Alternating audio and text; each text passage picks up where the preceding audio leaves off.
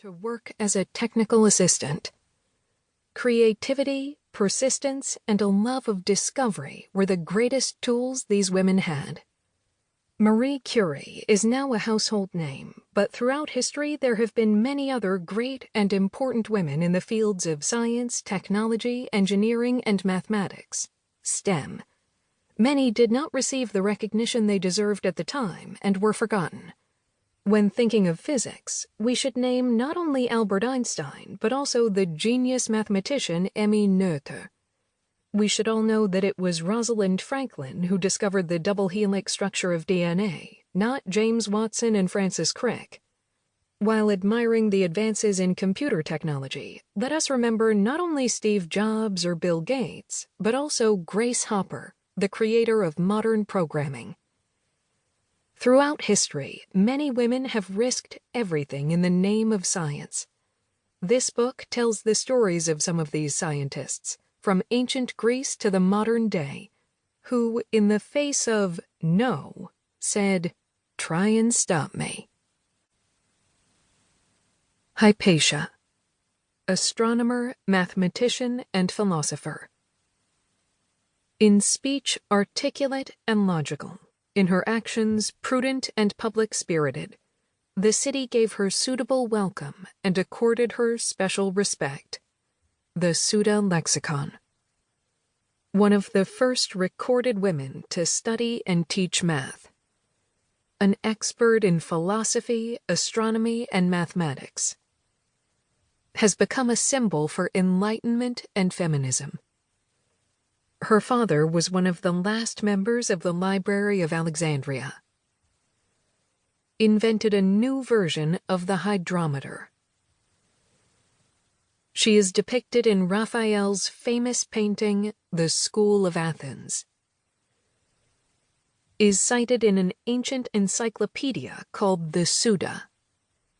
Was known as the Egyptian wise woman. The Library of Alexandria endured wars and revolts. It was destroyed in 391 CE when the Roman Empire outlawed paganism. Worked with her father on theories about the solar system. Made public speeches about Plato and Aristotle. Throughout history, there have been many female teachers and scholars, and Hypatia was one of the earliest recorded female mathematicians.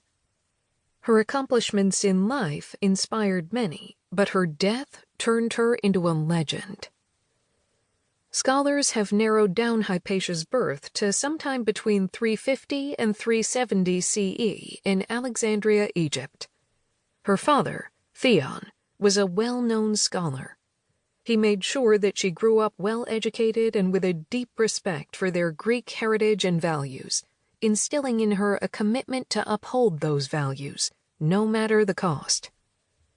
The city of Alexandria, known for its great library, was seen as a place of learning, but it was also a place where religious tensions between pagans, Jews, and Christians would turn violent. This made it dangerous for Hypatia and her father to practice their Greek traditions, but it was important to them to do so. Her father instructed her in mathematics and astronomy, and she became an expert in both. Soon she began to surpass her father in her mathematical studies and made important commentary on his work, while also making her own contributions to geometry and number theory. Along with her scientific work, Hypatia was an expert in Platonic philosophy. She became one of Alexandria's first female teachers. People traveled from faraway lands to hear her speak. She taught Neoplatonic philosophy, and her male students gave her respect and loyalty. But this would soon come to an end. Eventually, her pagan teachings made her a target.